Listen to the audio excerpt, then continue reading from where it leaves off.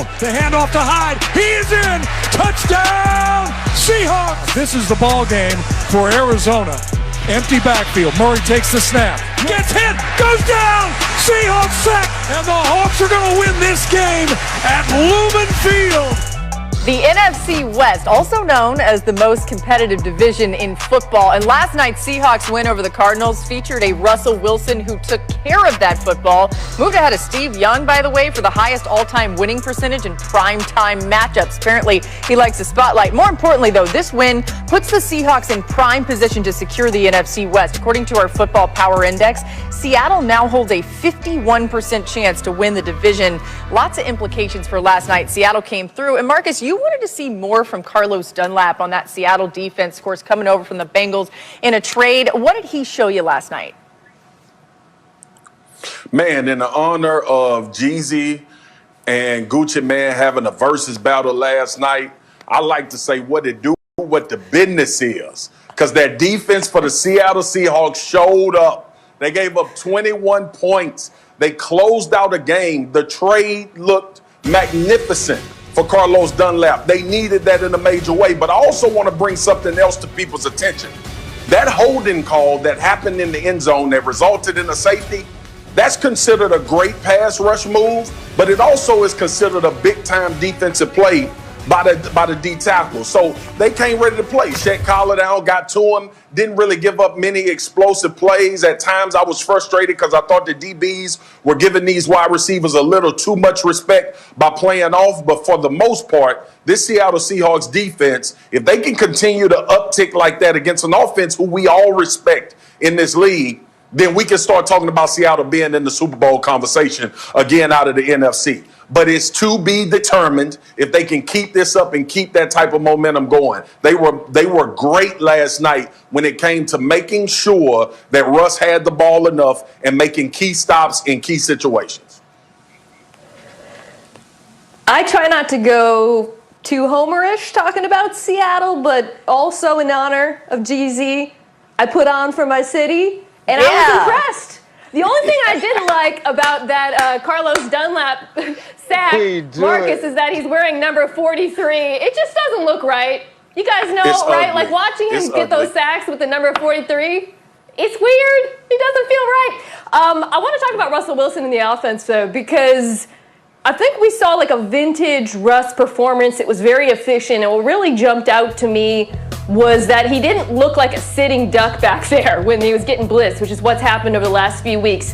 Some of that is that he was hitting his hot reads. He went 10 for 10 against the blitz. A lot of it also is that they were able to mix in runs, and it wasn't excessive. They still passed more than they ran, but that Carlos Hyde really ran the ball efficiently. He averaged over 5 yards per carry. And an efficient run game, Mina Kimes, notorious hater of early down runs, is saying this, can be a quarterback's best friend in situations like that. You saw that with Seattle last night. Yeah, Ryan Clark, if you don't have a Jeezy quote yourself, I'm going to be really disappointed here. But I am going to ask you about Kyler Murray. So what do you think about Kyler and the Cardinals going forward? Listen, I think Kyler Murray, he's a little early, right? He's a little early on his development. This team's a little early in getting to this point where they are contending for the NFC West. Let's not forget, just 2 years ago, this team moved on from a top 10 pick at quarterback in Josh Rosen. They move on from Steve Wilkes. They go out, get Cliff Kingsbury, and they draft Kyler Murray. I think to be at this point after a big fight against Seattle to win a game with 3 turnovers by Russ, after having a Hail Murray to have to win against the Buffalo Bills, I think that their record shows us a little bit or says a little bit more about them than they truly are. And then when you have Kyler Murray, he's out there fighting, his shoulder is hurting. He's really what some would call a sole survivor during those times late on in the game, and he was trying to make some plays, and he just couldn't. This defense really stepped up.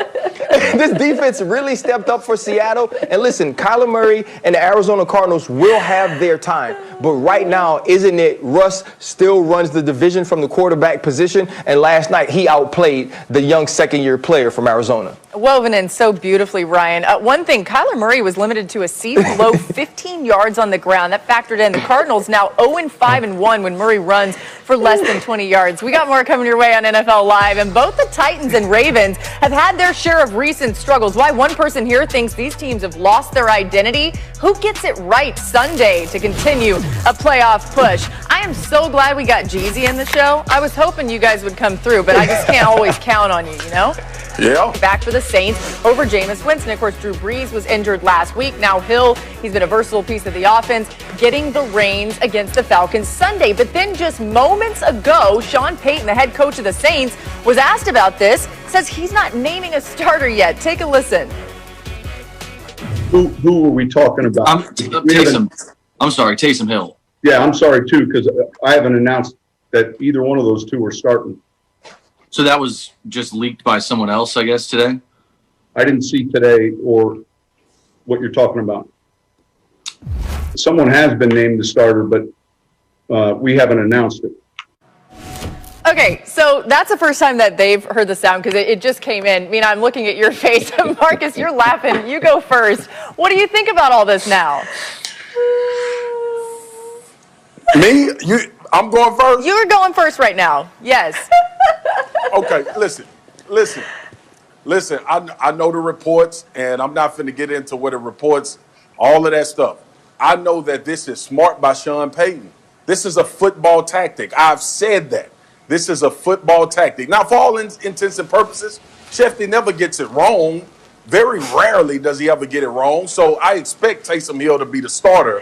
But with that being said, why would Sean Payton give the Atlanta Falcons any information about what they're going to do from an offensive standpoint? So he's playing coy. He's playing like he doesn't know. He said we named the starter, but no one knows. This is ultimate gameplay by Sean Payton, who, by the way, was the offensive coordinator when I first got to Dallas. This is what Sean Payton does, and this is not good for the Atlanta Falcons. My only regret don't be looking is at me that like that. this report. I cannot wait to get to Ryan, and I wish this news had broken during NFL Live because you would have seen Ryan's brain break in real time, and it would have just been absolutely incredible television. His eyes would have bugged out of his head. Okay, so the reason we're all surprised is not because of who Taysom Hill is, it's because of who he isn't, or rather who he wasn't last year, which was the Saints quarterback. Drew Brees didn't play for 6 games, and they went with Teddy over Taysom. Drew Brees went out with an injury last week, and they went with Jameis over Winston. That's why everybody is so surprised. Now, approaching this purely from a football perspective, Marcus is 100% right. This introduces